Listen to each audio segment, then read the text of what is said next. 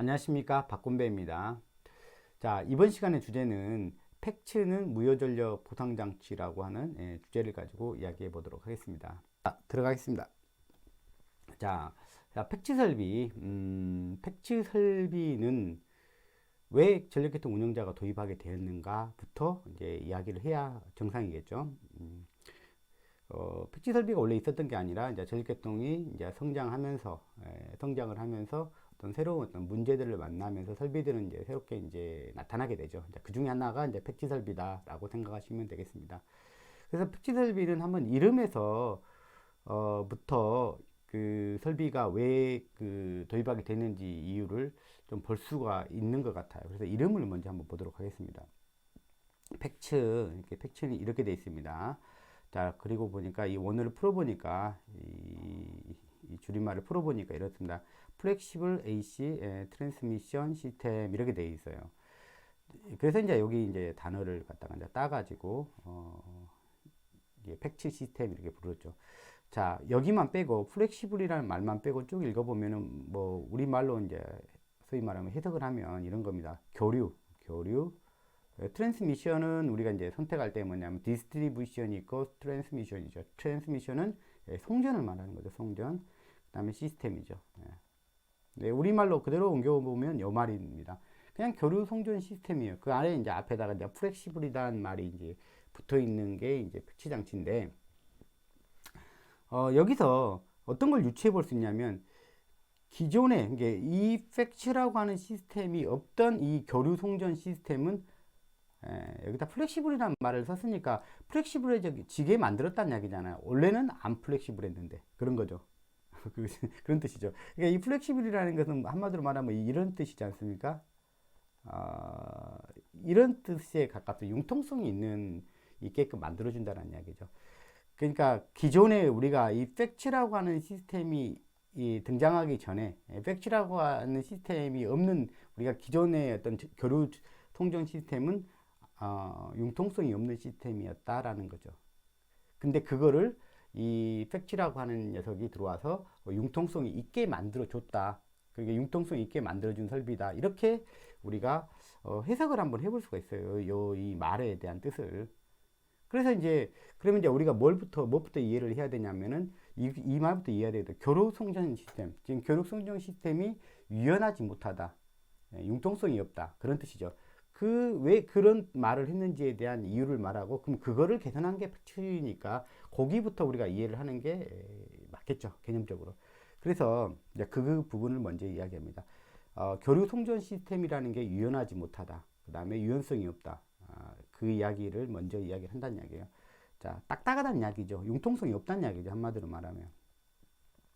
자, 여기 이 그림에서 보이는 이 지도는 송전망 지도입니다. 송전망 지도로서 뭐 100% 지금 다 나타나 있는 게 아니에요. 약간 과거 버전이기 때문에 뭐 765도 일부는 나와 있지 않죠.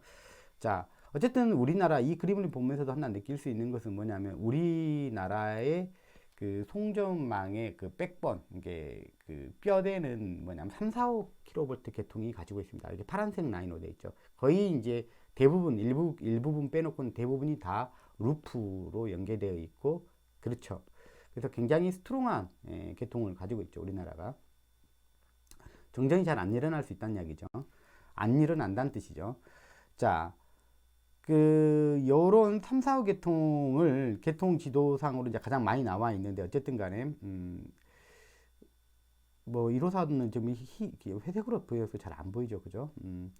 요거를 갖다 뭐라고 이제 한번 생각을 해보냐면, 고속도로 지도라고 한번 생각해 보세요. 이게 송전망 지도가 아니라, 그, 고속도로 지도다. 이렇게 한번 생각을 해보세요. 고속도로 지도라고 그러면, 예를 들어서 사람이라 그러면, 예를 들어서 약간 신강진에서 신옥천까지 간다고 생각해요. 이걸 갖다 이제 송전선로라고 생각하지 말고 고속도로 지도라고 생각을 해봐요. 그러면 이제 사람 같으면 여기서 이제 신강진에서 신옥천까지 갈 때, 길이 몇 가지 갈 길이 있지 않습니까? 어떤 사람은 이렇게 해서 요 경로로 가는 사람이 있을 거고, 어떤 사람은 또 다른 경로로 가는 사람도 있겠죠. 뭐 이런 경로로 가는 사람도 있겠죠. 이렇게. 뭐 어떤 사람은 여행을 좋아해서 그냥 뭐 이렇게 해서 이렇게 가는 사람도 있겠죠. 뭐 드물긴 하겠지만, 그죠? 또 다른 길로 뭐 또 다른 방법으로 여러 가지 길로 방법으로 갈 수가 있겠죠. 사람이라면 사람이 이렇게 운전해서 간다면 분명히 다르고 요즘에는 어떤 내비게이션을 쓰느냐에 따라서 가는 길이 좀 달라질 수는 있겠죠. 근데 이제 사람들은 이제 되게 이제 최적화된 길, 가장 빠른 길, 그러니까 가장 그 짧은 길을 많이 선택을 하겠죠. 어떤 상태라면 일반적인 상태라면. 그런데 예를 들어서 이제 주말이에요. 이제 주말인데 여기 이제 여기가 이게 막혀 여기 구간이 많이 막혀. 여기 구간이 지금 차들이 많이 들어찼어. 그러니까 많이 막혀요. 그거를 갖다가 이제 우리가 실시간으로 이제 사람들한테 알려줬다. 여기 구간이 많이 막힌다는 정보를 알려주면 사람들은 알아서 이 구간을 피해서 여기를 똑같이 동일하게 가더라도 이 구간은 피해서 다른 경로를 이용해서 이곳을 가려고들 할 거예요. 근데 그게 우리가 이제 한마디로 표현하면 이게 좀 스마트한 거다 이런 것이죠. 자기가 어떤 정보만 주면 알아서 선택을 하는 거지. 뭐 나는 밀리더라도 나는 이리 가겠다. 뭐 그런 사람도 있겠죠. 뭐 그렇더라도 뭐냐면 가능성 면에서는 뭐냐면 분산을 시킬 수가 있다는 얘기죠. 여기가 한가하다면 한가한 길로 뭐냐면 사람들은 이렇게 유도할 수가 있다는 얘기예요. 그거는 알아서 정보만 주면 알아서 선택을 하는 거죠. 그래서 이제 이런 것들은 우리가 뭐가 있다고 볼 수가 있냐면 아까 그 표현 중에서 어떤 표현이 있어요? 융통성 있는, 유연성 있는. 뭐 좀 한마디로 말하면 좀 스마트한 뭐 그렇게 표현할 수도 있겠죠. 그게 융통성이 있는 것이죠. 여기 막히니까 여기는 막히니까 좀 경로가 멀더라 저쪽 돌아가자. 그게 이제 시간을 단축시킬 수 있어요. 그러니까 이건 사람이 알아서 판단하는 거잖아요. 그죠? 융통성이 있는 거죠. 근데 이제 우리 전력 시스템에서 송전 시스템에서 전력을 운반하는 이것이 이제 고속도로가 아니고 이제 다시 송전망 지도로 바꿔서 본다 그러면은 예를 들어서 전류가 가야 되는데 결국 전류가 가야 되지 않습니까? 전류가 가야 되는데 이 뭐 신강진에서 신옥장까지 가야 되는데 전류가 굳이 뭐냐면 예를 들어서 전류 같은 경우는 굳이 뭐 예를 들어서 요렇게 간다 그러면은 여기서 더 달라고 더 오라 그러면 굳이 이 길로만 간다는 거죠. 이 길로만 간다. 이게 이 송전선로가 예를 들어서 지금 현재 거의 한계 상황에 다 들어찼어.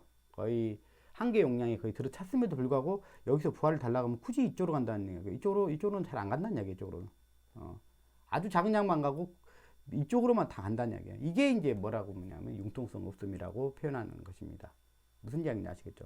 이걸 갖다가 여기가 지금 선로 용량이 지금 여기가 거의 여기 빽빽하니까 소위 말해 아까 이렇게 차가 밀리듯이 그런 상황이니까 네가 이제 부하를 더 증가해서 전류를 더 달라 그러면 이제 다른 쪽으로 와라. 이쪽은 이제 다 거의 다 들어찼으니까 이런 게 아니라 다른 쪽에 여유가 있음에도 불구하고 뭐냐면 굳이 이쪽으로 간다는 이야기예요. 굳이 이쪽으로 그런 것을 갖다 우리는 융통성이 없음 이렇게 표현하는 거죠. 이해되시죠? 자, 그런 말이에요.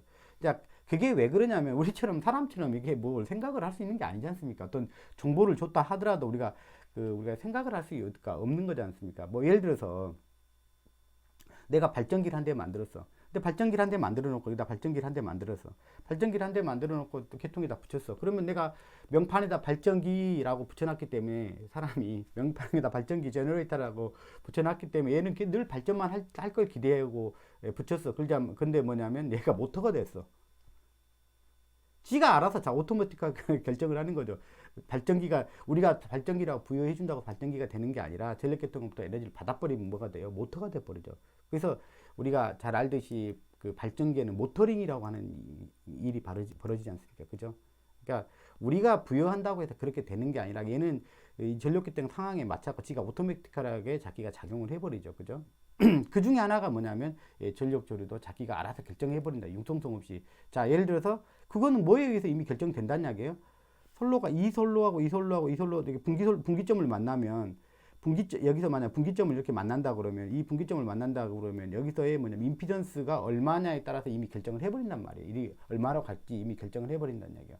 예를 들면 여기서 지금 30A 가는데 이제 사람 같으면은 이쪽이 막히면 일이 돌아갈 수도 있고 그러잖아요. 근데 전류 같으면 예를 들어 30A가 일이 여기까지 가야 되는데 예를 들어서 제가 비유로 이야기하는 거예요. 이렇게 가야 되는데 무조건 여가 1옴이면 그냥 무조건 여가 2옴이고 이거에 의해서 이미 임피던스 B에 의해서 이미 결정이 돼버린다는 이야기예요. 여기로 총 전류의 3분의 2가 가고 이쪽으로 총 전류의 3분의 1이 가는 것은 얘에 의해서 이미 결정이 됐다는 이야기예요. 이걸 바꿀 수가 없다는 이야기예요. 이미 여기다가 전압만 곱하면 이게 파워지 않습니까? 전류에다 전압만 곱하면 파워니까 이 파워는 결국 뭐냐면 이 전력의 흐름을 갖다가 우리가 마음대로 이리저리 왔다 갔다 할 수가 없다. 이쪽이 가득 찼다고 해서 이쪽으로 좀 전류를 더 보내고 싶다고 해서 더 보낼 수가 없다는 이야기죠.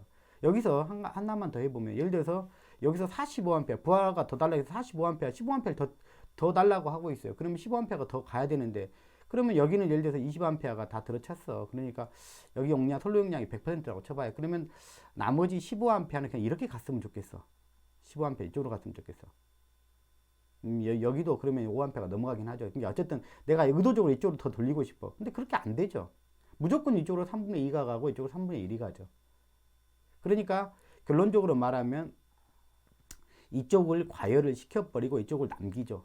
여유가 있어도 그냥 이쪽을 과열을 시켜버리죠. 그러니까 우리는 추가적인, 여기 과열이 되면 안 되잖아요. 어떤 조건으로 부하가 우리가 이제 우리가 이제 지금까지는 뭐만 주로 봤었냐면 발전 제너레이션 하는 쪽하고 쓰는 쪽 그거 두 개만 봤는데, 이제 뭐냐면 송전, 그걸 다 어차피 데려갈 고속도로 같은 게 있어야 될 거 아닙니까? 그게 이제 송전선로죠. 송전선로가 있었는데 송전선로도 이제 구축을 해야 되는데, 송전선로는 뭐냐면 하나의 송전선로에 모든 에너지를 다 담을 수가 없죠. 자기 용량이 이미 정해져 있기 때문에, 그죠? 그래서 이때는 뭐 추가적인 송전망 건설을 돈을 더 들여야 된다는 얘기죠. 쓸모없이. 이게 융통성 없음 때문에 추가적으로 이쪽에 길이 여유가 있음에도 불구하고 추가적으로 송전선로를 더 건축해야 된다든지, 아니면 발전소를 더 건설을 더 해야 된다든지, 뭐 그런 좀 불합리한 것들이 등장할 수 있다라는 것이죠. 그래서 즉 한마디로 말하면 이런 겁니다. 자, 한마디로 말하면 기존의 교류 송전 시스템은 어떻다고요? 비효율적인 시스템이다. 자, 한마디로 말하면 뭐라고 말해야 돼요? 비효율적이다. 비효율적인 시스템이다. 이렇게 말할 수 있죠. 뭐 때문에요? 이유는 뭐냐면 융통성이 없음 때문에 송전망을 이렇게 다 갖춰놨는데, 뭐냐면 이걸 갖다 다 분산해서 잘 쓰면 좋아. 근데 뭐냐면 전류가 갈 때라고 맛보면 제일 쉽죠. 전류가 갈 때 뭐냐면 굳이 가려고 한 대로만 간단 말이에요. 여기다 옆에다가 옆에 선로가 있어. 남아 도는 선로가 있어. 여기서 보면 여기 선로가 여기서 있는데, 이쪽이 막히면은 이쪽으로 갔으면 좋겠어. 이쪽 선로 쪽에 여유가 많으니까. 근데 뭐냐면 굳이 이쪽으로 가. 그러니까 뭐 여기는 남아 돌매도 불구하고 이쪽 선로가 문제가 생기니까 이쪽 선로에다가 뭐냐면 선로 하나 더 깐다든지 이런 식으로 해야 된다고. 쓸데없이 돈을 더 쓰는 꼴이 되는 거죠. 뭐 때문에? 비효율적인 운영이 되기 때문에. 이 상태 자체가, 교류 송전망 자체는 이미 비효율적인 상태에서 운영이 된다. 왜? 이미 전류가 가도록 하는 뭐냐면 임피던스 B가 이미 결정되어 있기 때문에, 요것도 요대로 전력이 가버리고 있기 때문에 그렇다. 이렇게 보시면 되겠습니다. 자, 그래서 이거를 조금 어떻게 좀 개선해 볼까, 이런 부분들을 좀 개선해 볼까, 여기다가 좀 융통성을 줘 볼까, 여기에다가 융통성이라는 걸 심어줘 볼까 해서 만드는 게 무슨 시스템이라고요? 팩지 시스템이다. 이렇게 보시면 되겠습니다. 어제 도입의 이제 배경은 이렇습니다. 뭐 실제 이제 이런 목적으로 쓰느냐 안 쓰느냐는 그 뒤에 이야기를 할 거고요. 이제 이 목적으로 등장한데, 팩지 설비라고 우리가 이름을 부를 때는 이 목적이 이제 팩지 설비의 이제 본연의 목적이죠. 자, 제가 말씀드렸던 것을 조금 더 한번 다른 그 각도에서 한 번 더 보여드리도록 하겠습니다. 이미 설명했던 부분인데요. 자, 여기 부하예요. 부하고 아주 그 심플한 계통을 하나 만들어요. 이게 발전기죠. 여기는 이제 통전선로라고 보시면 되겠습니다. 여기 또 배후에 다른 쪽 부하가 있다고 보고요. 타부하 쪽으로 이제 가고 있다고 보시면 되고, 자, 부하가 현재 1100을 원하고 있어요. 1100. 여기는 그냥 암페어라고 생각합시다. 암페어. 어차피 여기다가 암페어에다가 그 전압을 곱하면 이제 와트가 되니까. 자, 암페어라고 생각을 해. 그래야 이제 우리가 좀 여러분들 이해가 좀 빠를 것 같아서 그래. 근데 여기 선로 용량은 100안 1000A, 그죠? 1000A가 맥시멈이라고 생각해요. 1000A가. 1000A가 맥시멈이에요. 이 도선의 국기나 뭐 이런 것들에 의해서 이미 이제 1000A면 여기는 이제 한계 용량이라 이제 생각을 해봐요.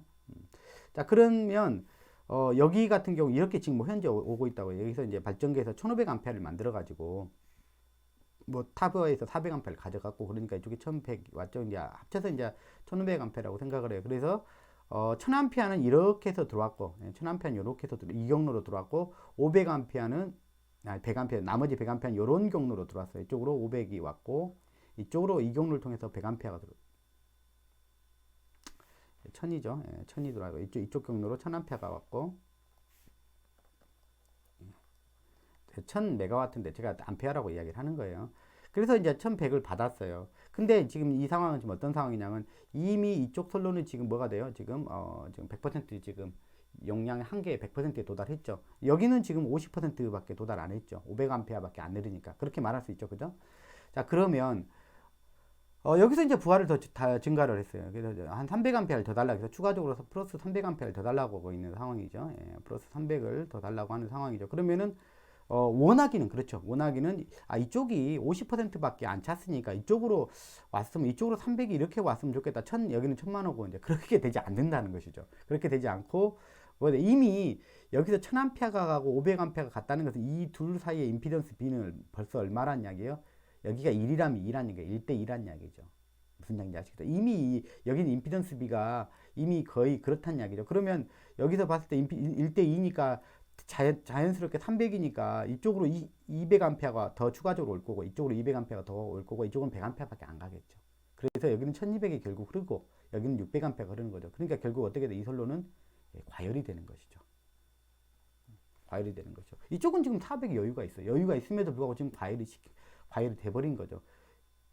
그래서 뭐 이제 이런 상황을 갖다가 이제 뭔가 이제 만회를 해야죠. 부하가 이제 이렇게 여기까지 달라고 하는 상황이 이제 우리가 알고 있다면, 그런 상황을 알고 있다면, 이렇게는 송전망 운영을 안 하죠. 당연히 추가적인 이 문제를 해소하기 위해서 추가적인 어떤 문제를 해결점을 찾아야 되겠죠. 자, 문제는 뭐냐면 여기가 이쪽으로 뭐냐면 여유가 있음에도 불구하고 추가적인 대책을 내놔야 된다는 것이죠. 그래서 패치 설비라고 하는 게 없었을 때는 어떤 식의 어떤 방법을 구현을 했냐면 어차피 이제 이쪽으로 더 가려고 하니까 자, 이쪽으로 병렬로 송전선로를 하나 더 건설한 거죠. 이쪽으로 건설한 거죠.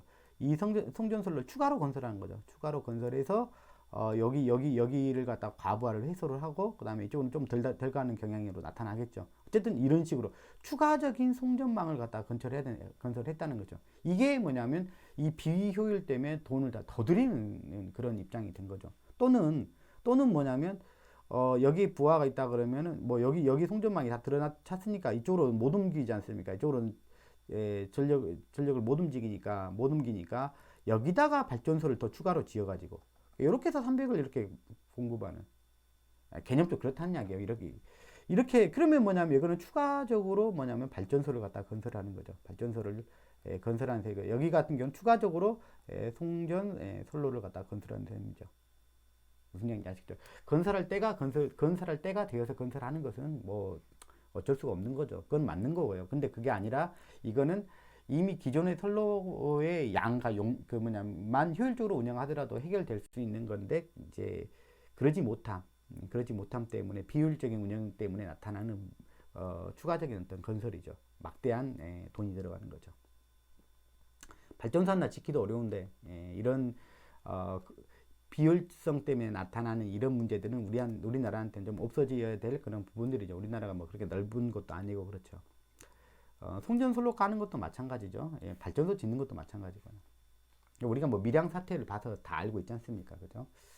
자, 그래서 요런 것들을 만약에 이제 패치 설비 이제 그거를 갖다가 조금 제어해 줄 수 있는 그런 파워를 갖다가 제어해 줄 수 있는 어떤 설비가 등장을 한다면 그걸 융통성 있게 만들어 줄 수 있는 이쪽으로 더 가, 아니면 이쪽으로 조금만 가 이렇게 그 융통성 없으면 융통성 바꿔줄 수 있는 설비가 등장한다 그러면은 물론 그 설비비는 추가해야 되기 때문에 돈이 들어가겠지만 그게 더 효율성을 키울 수 있지 않겠냐. 그게 훨씬 더 결국은 뭐 긍정적으로 더 되지 않겠냐. 뭐 그런 관점입니다. 이제 그 이야기가. 예.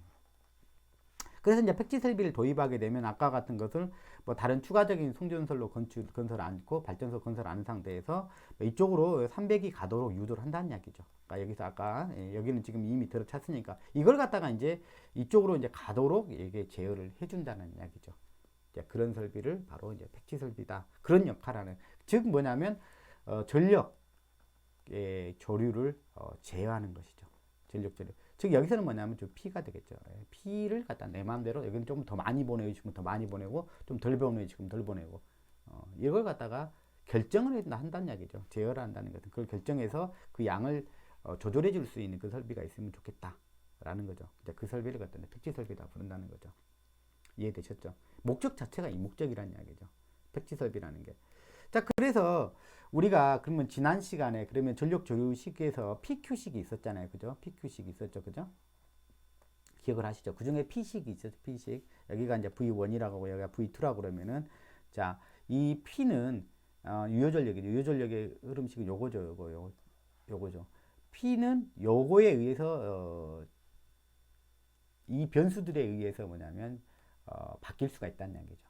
그래서 이제 이거를 이런 거를 갖다 취하려면 이렇게 이 목적을 달성하기 위해서는 그러면 우리가 이제 어떤 수학적인 관계, 이론적인 관계를 갖다 좀 봐야 되는데 P는 뭐랑 관계가 되느냐 봤더니 이런 것들과 관계가 되더라. 이제 변수로 따지면 이제 세 가지 변수가 있죠. 하나는 요런 변수가 있고 요런 변수가 있고 요런 변수. 그래서 이 세 가지 변수를 건드려 가지고 이 세 가지 변수를 임의로 건드려 가지고 그러니까 제어를 한다는 것은 뭔가를 갖다가 어쨌든 뭔가 인위적으로 뭔가 건드려 줘야 되잖아요. 근데 뭘 건드려야 되냐? 그랬더니 이 세 가지 변수를 건들면 이 양이 때로는 커질 수도 있고 줄어들 수도 있겠다. 자, 그것을 이제 우리가 알아낸 것이죠.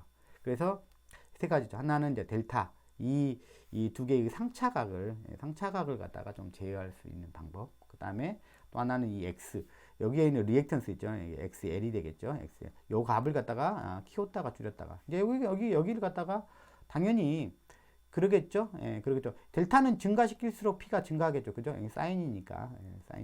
사인 함수니까 여기가 델타를 키우면 키울수록 더 많이 가게 해줄 수가 있을 거고. 이게 우리가 미상제어가 되는 거죠. 미상제어가 되는 거고. 그 다음에 X를 갖다가 줄이면 줄일수록 여기 또 키울 수 있죠. 뭐 반대로 될 수 있고요. 자, 그 다음에 전압도 더 키우면 키울수록 그죠?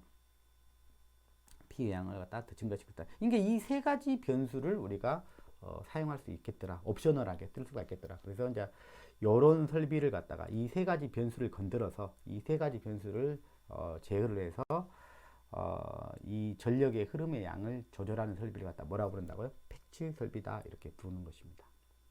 자, 그러면 우리가 그러면 우리나라에서 주로 하고 있는 그 패치 설비라고 그러니까 우리가 말하는 소위 말하면 패치 설비라고 부르는 설비는 뭔가 지금까지 우리가 사용했던 설비들을 보시면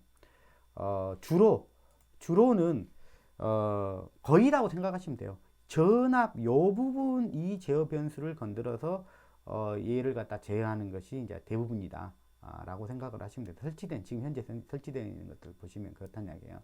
자, 그래서 설비들 한번 볼까요? 우리나라에 설치되었던 설비들인데 요것은 한전에서 작성한 건데요. 2017년 정도 제가 그 HVDC 회의할 때 제가 받은 책자에서 정리한 건데요. 거기 나와 있는 것입니다. 보시면 뭐 타입이라고 나와 있는데요. SVC라고 돼 있죠. SVC. 자, 그다음에 UPFC라는 게 있죠. UPFC. 그다음에 SVC. 그다음에 스태콤. 이게죠. 그러니까 지금 보시면 알겠지만 얘는 2003년도 아주 오래된 지금으로 따지면 이제 팩츠의 역사로 따지면 아주 오래된 강진 변전소에서 테스트 차원에서 설치되고 이제 더 이상 활성화되지 않는 설비죠. 이제 얘가 이제 아까 변수 중에서는 세 개를 다 건드는 변수예요. 네, 물론 개념적으로는 좋지만 얘는 좀 이렇게 활용도가 이제 떨어진다라고 봤는지 이건 더 확산되지 않았습니다. 그래서 자, 이거를 갖다 크게 보지 마시고요. 우리가 그러면 있는 설비의 대부분은 뭐라고 생각하면 되냐면 우리가 실제 쓰고 있는 설비는 SVC나 스태콤이다 이렇게 보시면 돼요. 그 중에서도 시간이 현재로 올수록 뭐 어떤 설비가 많아져 SVC에 비해서는 뭐가 더 많아진다는 걸 알 수가 있어요. 요 설비가 더 많아진다는 걸 알 수가 있죠. 이 두 설비는 동일한 기능을 하는 설비예요. 똑같이 병렬 보상 장치로서 병렬에 들어가죠. 우리 지난 시간까지 다 했죠. L이나 C가 다 어디로 들어간다 했죠. 다 병렬로 들어가는 것이 우리한테 가장 일반적이었죠. 가장 우리로 봤을 때는 거부감 없이 쓸 수 있는 설비가 바로 이 병렬 보상 장치였죠. 그래서 SVC를 가장 먼저 도입을 했다고 보시면 되고 이게 한 단계 좀 어드밴스 되었다라고 하는 게 이제 스태콤이다 이렇게 보시면 맞아요. 뭐 SVC도 있고 스태콤도 있지만 사실 스택콤이라는 설비는 SVC가 한 단계 진화된 설비라고 봅니다. 근데 같은 형식의 설비라고 볼 수도 있는데 그게 이제 왜냐하면 개념적으로 같다는 이야기예요. 개념적으로 같은 설비가 왜냐하면 전압을 갖다 제어하는 병렬 보상 장치거든요. 그런 개념에서 보면 둘이는 같은 설비인데 SVC가 이쪽으로 이제 진화돼서 온 게 스택콤이다 이렇게 보시면 돼요.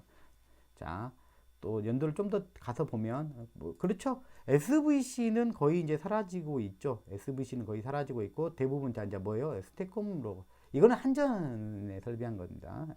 스택콤이고 그 다음에 특이할 만한 게 이제 없던 설비가 하나 이제 등장을 하게 되죠. 네, 여기는 지금 그때 당시에는 발주 예정으로 돼서 지금 발주가 다 났겠죠. 이건데 이게 아니겠죠. 다 이걸로 발주를 냈겠죠. 자, 특이할 만한 게 뭐냐면 이게 등장을 하는 거죠. TCSC라고 하는 설비가 지금으로 따지면 발주가 이미 난 거죠. 그죠? ABB 제품으로 알고 있습니다만. 자, 이게 TCSC, 이게 직렬보상 장치입니다. 이렇게 우리나라 개통에 이제 처음으로 콘덴서가 직렬로 이게 삽입되는 그런 역사적인 일이죠, 사실은. 굉장히 이게 우리가 직렬 공진이라고 하면서 L하고 C가 이제 직렬로 맞붙으면 우리 직렬 공진이라고 하잖아요. 근데 사실 직렬 공진이 나면 상당히 되게 위험하다는 걸 알고 있을 거예요. 그렇기 때문에 사실은 이 직렬 공진의 문제가 심각한 문제로 등장할 수 있기 때문에 그러면 이제 직렬 공진의 문제는 엄청난 과전압에 노출될 수가 있거든요. 한 방에 날아가는 게 좋기 때문에 그래서 위험하기 때문에 참 설치가 상당히 어려운 설비였는데 미국에서 지금 쓰고 있었던 설비로 알고 있습니다. 그래서 아마 충분히 검토돼서 지금 이제 설비를 지금 설치했거나 아니면 설치 중이거나 지금 그럴 것으로 지금 알고 있습니다. 자, 어쨌든 직렬 보상 장치가 이제 최근에 이제 이 설비가 이제 등장하게 되는 셈이 되는 거죠. 나머지는 우리가 주요가 뭐였다? SVC랑 뭐였다는 거죠? 스택콤이었다. 이렇게 정리하시면 되겠습니다. 자, 그러면 우리가 이 설비들을 그러면 지금은 뭐 지금 한전에서 이제 쓰는 그런 입장에 대해서만 지금 주로 이야기를 했는데 이제 일반 수용가에서도 많이 이제 사용하고 있죠. 그래서 이제 얘를 사용하는 원래 목적, 이제 팩치라는 이름을 달았을 때는 이건 팩치야라고 부를 때는 사실 원래의 목적은 요겁니다. 요거. 요거를 할 때 요 목적으로 사용했을 때 우리는 팩치 설비라고 그래요.